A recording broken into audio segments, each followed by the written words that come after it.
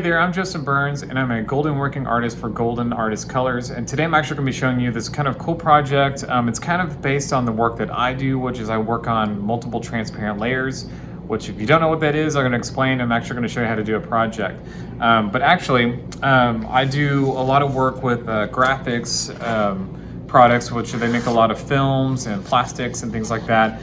And they make a lot of great materials for art and a lot of different surfaces. So what we're going to be doing is we're going to be working with a clear Dura-Lar. So here's just kind of the package of the Dura-Lar. It comes in like you can buy a 100 pack. You can buy it in rolls and sheets. It comes in a matte. It comes in clear. They also have a white plastic that just came out called Dura-Bright. And then they have other products that they come out with as well. But what we're going to be working on is this clear Dura-Lar right here. So I've got some examples of some student works that I've done in the past where we've basically just taking something two-dimensional and pushing it more three-dimensional. So here's an example of some student work where if you can kind of see all the layers here. So he used foam. There's also stuff called 3DOs, which I'm going to be using to separate each layer. But there's a lot of different things you can use to separate each layer. But this is just one example. And then here's another one that we took the idea from Mark Bradford, who's a artist that does a lot of like mapping and things like that. And we took all these different maps, layered them, and then I had my kids make this really cool layered map project as well. And then same project, just different approach where the student took, actually if you see this kind of like foggy background, it's actually a matte Dura-Lar, which kind of has a kind of a cool haze to it if you put it over a painting. So it's kind of a neat little trick just to kind of, you know, change up a little bit. So all I'm really using is just clear sheets of Dura-Lar, some golden fluid paint. You can use high flow. High flow is a little bit thinner viscosity. This is a little bit thicker. Heavy body's okay, if that's all you have, you can use it. I kind of like the fluid a little bit better. I'm actually going to be doing for this project a still life where I already set all the objects up. I took the picture and then I printed the picture off, and we're just kind of layer through the pictures. So basically we're kind of working from background all the way to middle ground and foreground, and you'll see that in the project of how it all kind of gets put together. So I'm going to get set up and let's get started. All right, so this is the image I'm going to be working with. So I'm doing a still life. So actually I've got some Dura-Lar on top of it, so that's why you got some little bit of light reflection on here right now. So I took set everything up and then took an image and then printed it off. And then I've got binder clips to help keep my Dura-Lar in place, and it's lined up on the corners here.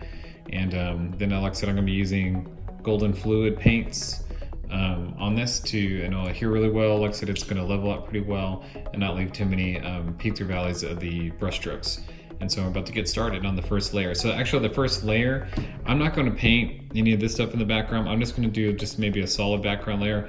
Maybe I'll do a pattern later. So I'm going to make one layer that's just going to be just a solid color first. And then I'm going to start from the back here, and then you'll see what I'll have to do. I'll actually add in parts, and you'll see why here in a little while you still have to kind of add things even though you may not see it, because of those layers are going to be coming up towards the viewer. Okay, all right, so we're about to get started on the first layer.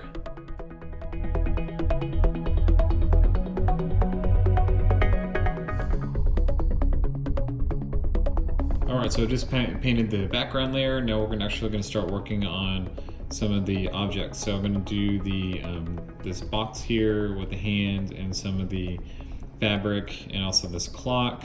And like I said, I'm actually going to paint further down and just add, if it's like, if you know what it looked like, you know, behind the hat, you just add little parts, because, and you'll see why once we start stacking the layers on top. So you kind of have to sometimes make up a couple of things for this to look, you know, really successful. So we're going to start with the box part first, and then kind of work our way down, and just do a few things for the first, or I guess the second layer, because we did a background layer.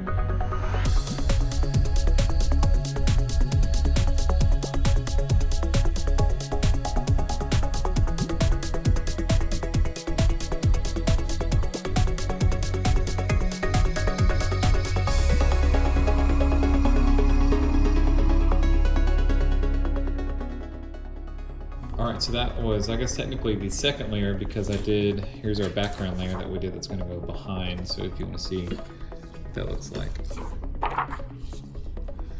So that's gonna be kind of nice. I like that Titan green pale color. So there's the background color with this, and then now I'm gonna set these to the side, and we're gonna start on, let's see, so I've got another clear sheet of Dura-Lar on here. So I'm gonna actually be painting the horse and the hat and the fruit. And then then that'll be the third layer, and then the fourth layer will be the chicken and the wood and the pear. So I'm just about to get set up and get started.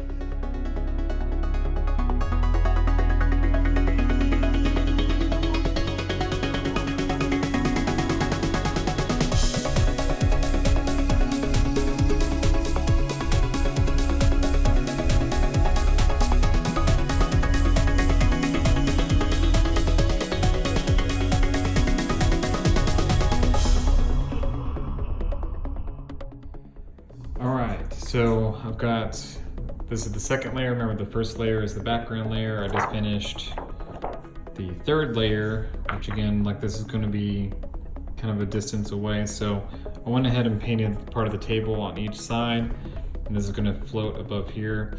And then I'm going to work on the last layer, which is going to be, let me get this here, which is already ready to go. And it's going to be, I'm going to be painting the little wood blocks and the chicken and the pear, and then we'll be done. And then we'll attach the little spacers, the little 3DO spacers that will separate each layer to kind of give a little space between each one. Alright, so here we go.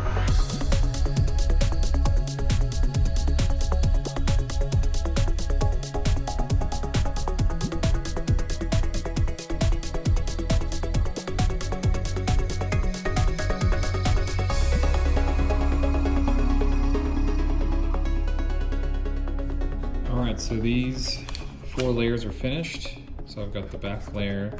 I've got gloves on because I just cleaned these surfaces so that I don't get any fingerprints on them. So there's 1, 2, 3, 4. So pretty good. I mean, you know, I feel like it's pretty decent for what it looks like. So it's already got a lot of reflection here. So that's the only issue when you work with this stuff, that you get a lot of reflection. So this looks pretty good. So what I'm going to do now is get those 3DOs and then start putting those little spacers between each sheet to give it a more three-dimensional look. So I'm about to get that set up.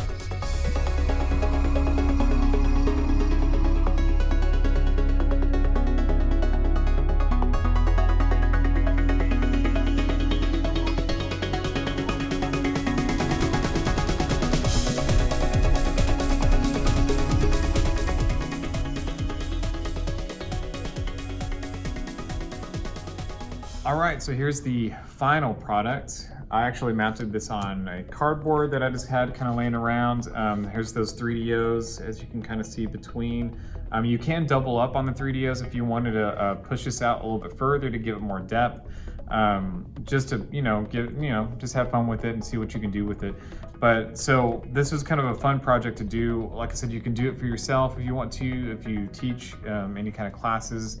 This is a great, lesson. Just again, taking something two-dimensional and making it 3D. The work that I do, like I mentioned before, it's actually really large, and I actually buy Dura-Lar in large sheets and cut them. And my work has a lot of depth to it. And actually, I do this a lot with airbrush. Sometimes I'll come in hand paint as well. But again, it's just another way of doing art a little bit differently, pushing it maybe in a different direction, and just seeing where it goes. So I hope you had fun. And again, I hope that either you can use this for yourself or for in your classroom.